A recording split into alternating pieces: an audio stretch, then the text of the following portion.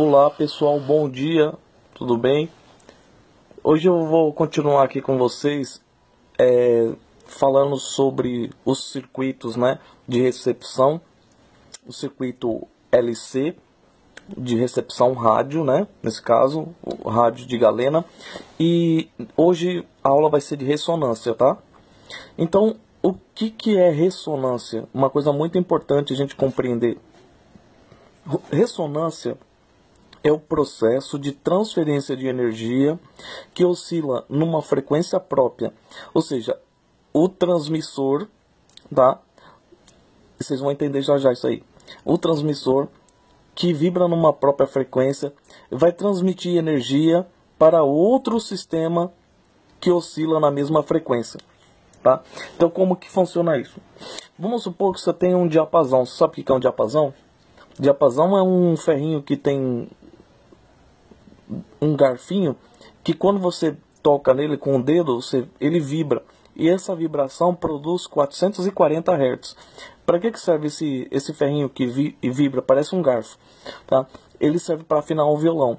Então, por exemplo, se a segunda corda, quando você toca no diapasão, aí você toca na corda, você vai perceber que os dois sons estão iguais, tá?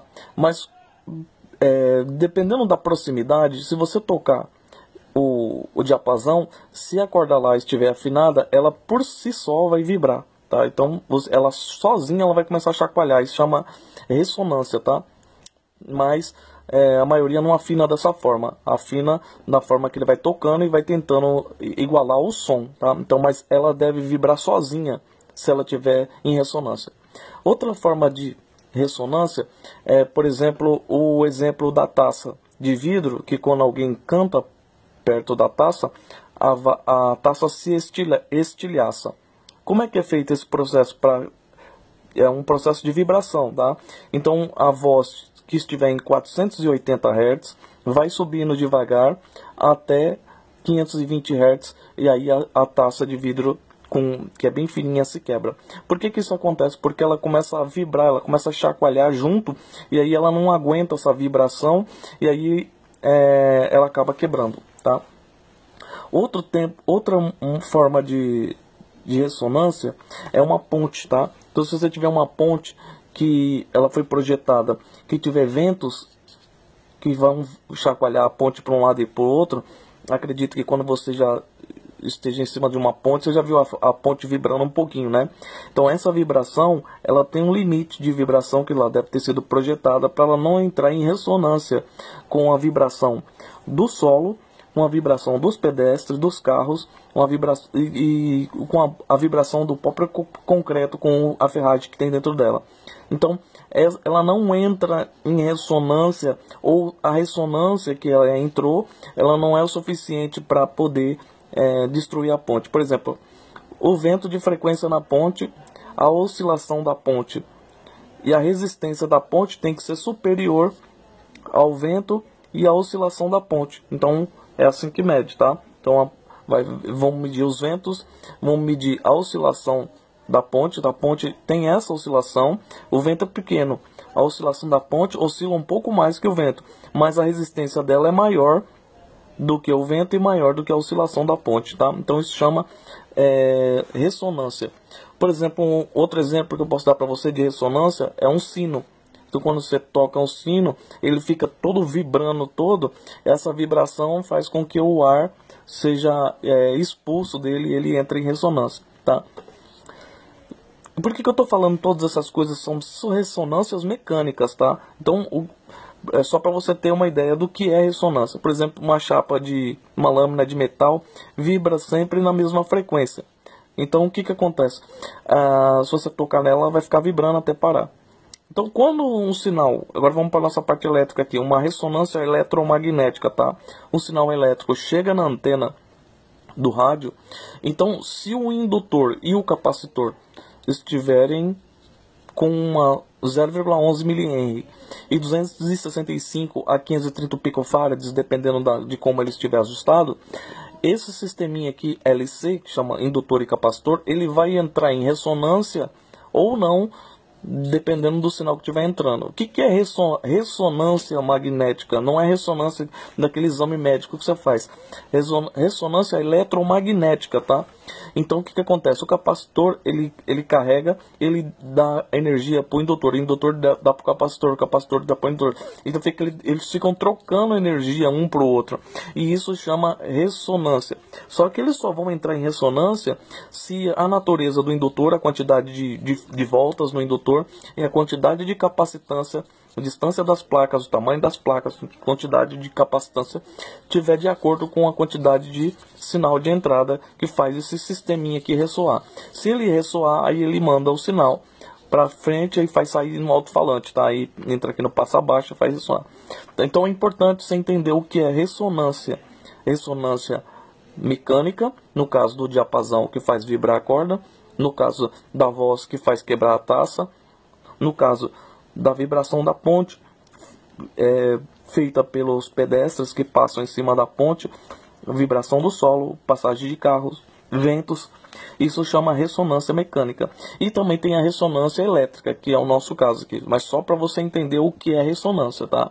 Voltando aqui para o nosso tópico, ressonância é o processo de transferência de energia que oscila numa frequência própria para outro que oscila na mesma frequência. Tá? Então, o circuito elétrico só vai receber a onda de rádio que ele tiver projetado para receber. Se ele não entrar em ressonância, ele não manda o sinal para frente. Ou seja, ele fica trocando de energia. Ele recebe, manda para o indutor, e isso traz uma ressonância. Ele entra em ressonância com o sinal de entrada e manda o sinal para frente para poder sair no som, na caixa de som. Tá? Então, outra coisa aqui que eu vou mostrar para você o alto-falante, por exemplo, num carro, por exemplo, que estiver com som bem alto, você já viu o vidro dele fica vibrando, não fica? Então isso também é ressoar. Tá? Ele entra e ele começa a ressoar. Eles não quebra porque ele tem uma resistência muito forte, ele é bem grosso. Então, mas ele fica ressoando com o som, com as ondas do som do alto-falante. Tá? Por exemplo, se você jogar uma pedra na água, a água cria ondas, né? Essas ondas também são perturbações feitas por essa pedra, tá? Então, a água que estava paradinha começou a ressoar. Por exemplo, você tem uma antena aqui e tem uma outra antena aqui. Uma que está transmitindo e uma que está recebendo, tá? Então, recebe e transmite o quê? Ondas eletromagnéticas, tá? E isso se dá por quê? Por causa da regra da mão direita, que toda vez que uma corrente elétrica percorre um condutor, em volta dele cria-se um campo eletromagnético, certo? É a regra da mão direita, lei de Faraday. Então, se você tiver um transformador, se você mandar energia nessa bobina, pelas placas de ferrite, se você viu a aula de transformador, você vai ver que pelo ferro vai ser transmitido um ímã, vai virar um ímã, esse ímã vai induzir nessa bobina uma energia elétrica. Só que essa bobina não está ligada nessa, nem nessa. Há uma transferência de fluxo eletromagnético dessa bobina por essa pelo material.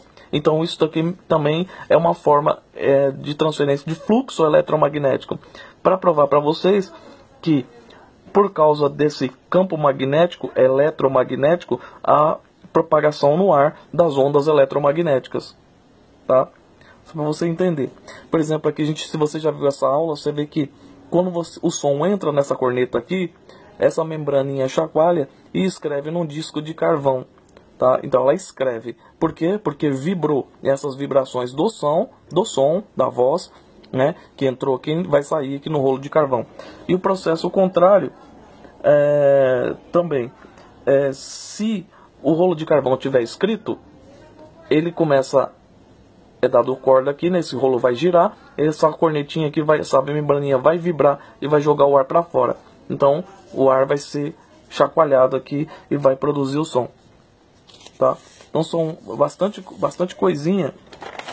E o microfone, você sabe, né? O microfone, o que ele faz? Ele recebe as ondas eletromagnéticas, e essas ondas eletromagnéticas entram nesse fio e passam e vão para o alto-falante. Então recebendo o som e saindo no alto-falante, tá?